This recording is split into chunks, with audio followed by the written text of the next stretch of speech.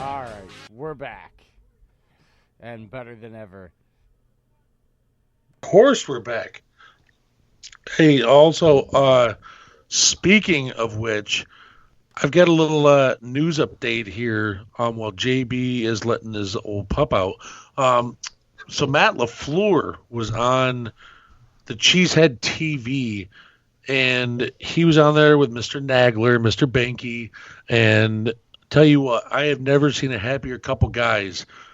They've grown that Cheesehead TV like from ground up on that, and to have the head coach of the Packers, especially this year, come on and confirm too. They asked him about Kumaro and Lazard, Jay. I don't know if you watched the clip or not, but he did come out and say he's going to play them more this week because they've earned it.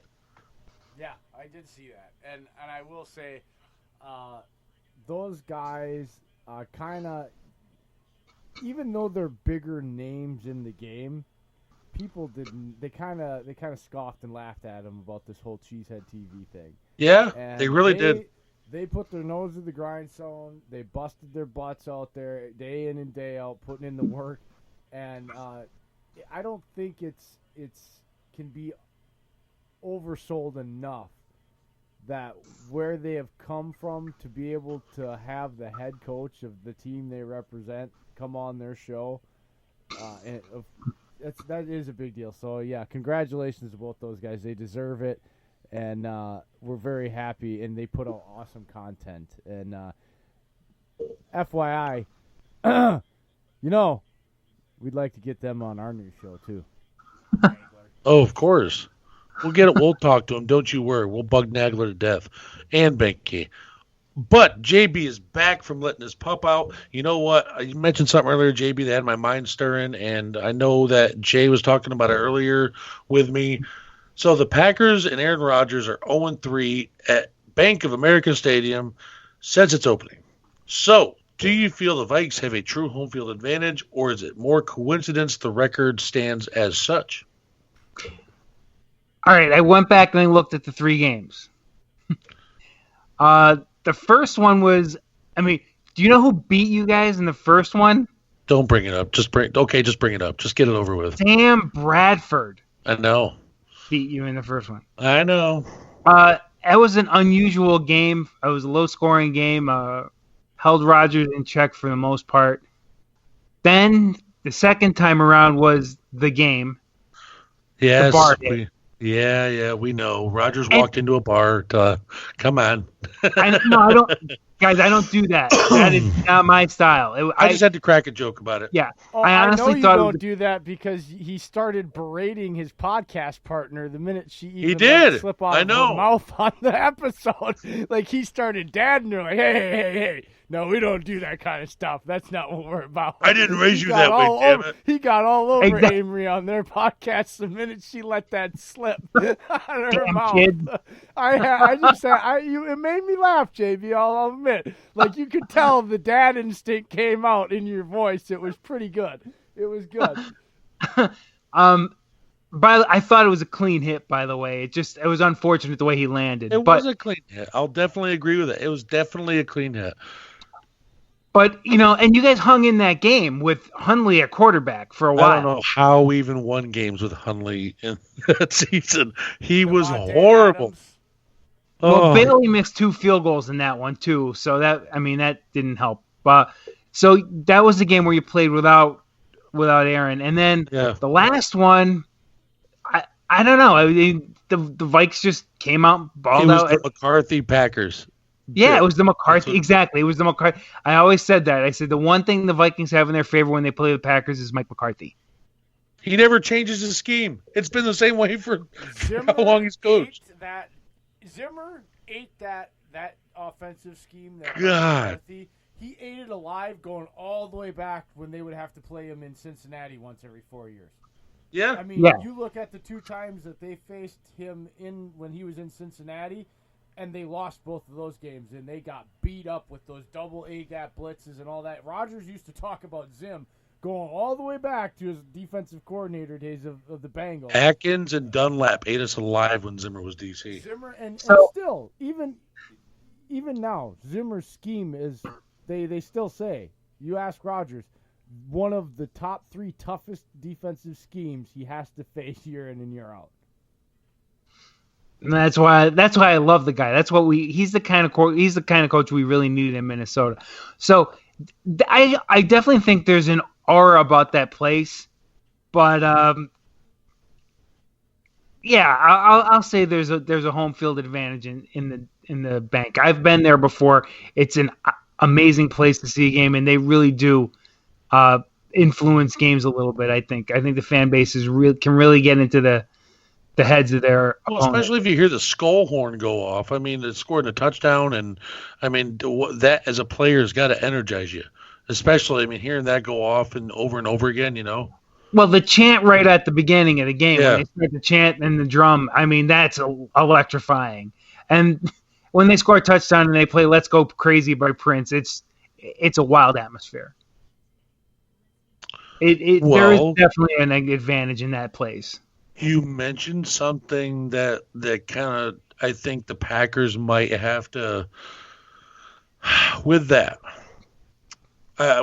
With the Packers and that, what you mentioned is there's always was something there on why the Packers have had some bad luck there. Is the first one was for some reason Sam Bradford came in. I believe they traded the first rounder because original quarterback got hurt.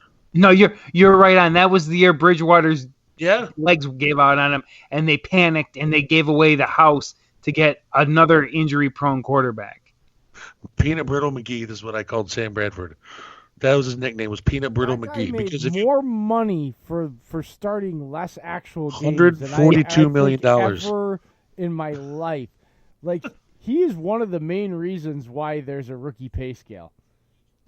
For real. Like, he was and Jamarcus Russell. Yep. He was the last bonus baby, and he received so much guaranteed money and just could not play more than 8 games for his first 4 years of that huge contract is, coming up.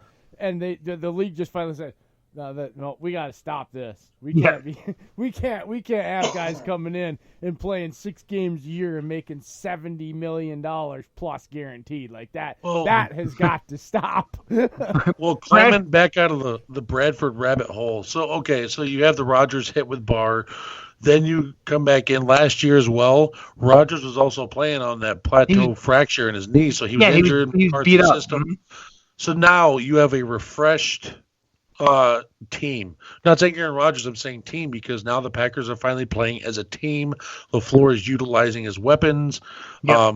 I mean, the defense has stepped up. We know they're not anywhere to like a Vikings front 7 or Bears, but the Packers have climbed out of that bottom 20 hole finally in most categories. They're top 10 in scoring defense. I mean, that's what counts is points. I mean, that's all I look at, points.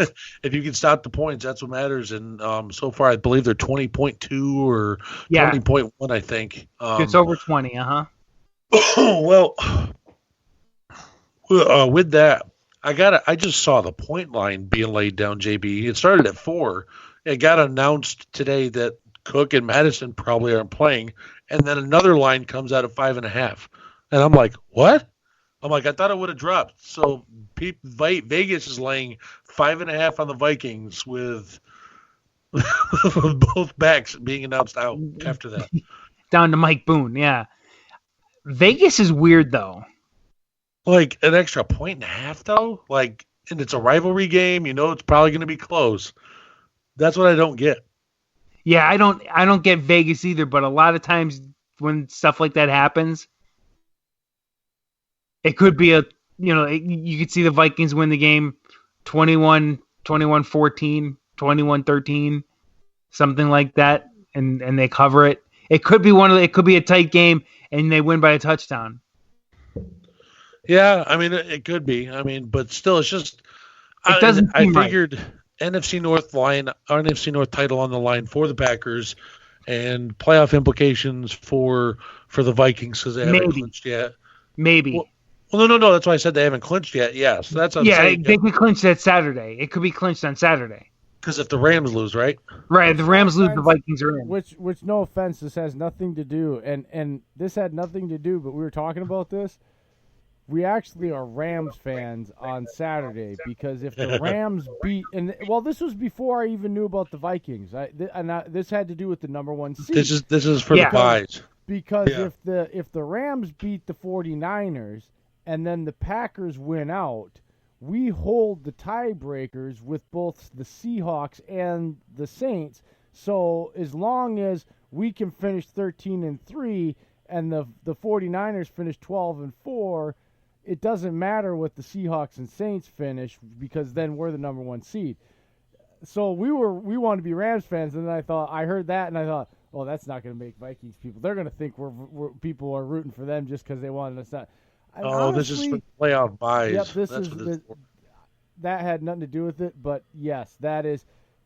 I honestly think they're still going to clinch in Week 17, regardless if what happens is. I mean, I'm taking this week out. I think regardless of if you take this week out, I still think the Vikings are a playoff team. And honest to God, if they don't make the playoffs this year, it's going to be one of those cases where you've got one of the top teams in the league sitting out, and that's going to be really good for the rest of the playoff field.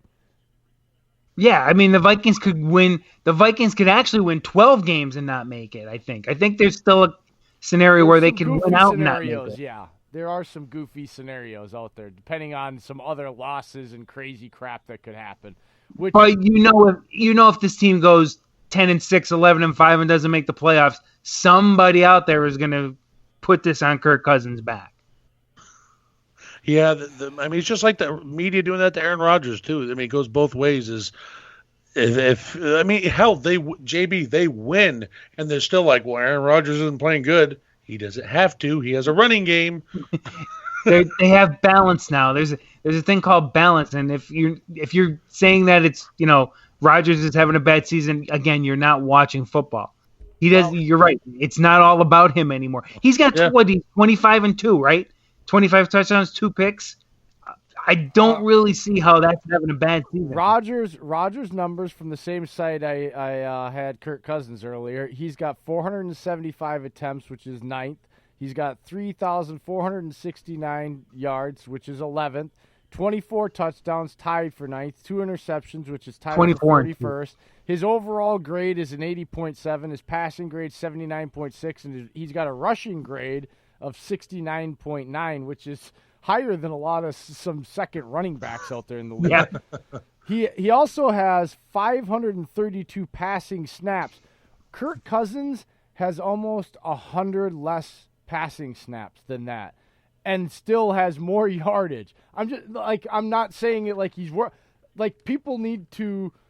Like even me, because he's hook-shotting it to Diggs almost every game now, and it's working. He's playing. They have found what is working for Kurt and what has made him comfortable in the crunch time moments, and they are also not asking him. This is look. I'm going to say this right now. Aaron Rodgers and Kirk Cousins are having very similar seasons as far as how they're viewed and how their numbers are and how they're still being criticized. Because they're on teams that have taken the illness off of the quarterback. I want to say this across the league. It was until Week 16 and Lamar Jackson had his big game that the first quarterback of the 2019 season broke 30 touchdowns. Now, I believe if you went back and looked at this would be the longest it's taken a quarterback probably in the last 10 to 15 years to hit the 30 touchdown mark. What is that telling you? For all the rules of the passing and everything else, teams are starting to figure out you can't keep putting all the illness on these quarterbacks regardless of their pay grade because it just isn't sustainable and successful when it comes playoff and championship time. No matter what they do to the rules, JB, we see it playoff year and playoff year out. You have to stop the run and run the rock to win the Super Bowl. And I'm not saying play defense. I'm saying you got to try to be able to stop the run and run the rock and try to control the ball. Todd Gurley didn't do anything against the Patriots. We've had some goofy like low scores and some goofy high scores the last game, but that's the Patriots, involved in those. So I think you have to throw that out. But for the most part, they keep changing the rules, and we keep seeing the same stats pop up in the playoffs. So. Yeah, I think that's one of the things that needs to be said. Both Aaron Rodgers and Kirk Cousins are having a similar year in how they're looked at and what their offenses go, they've got running game. They're not having to pass the ball 35 times every game. And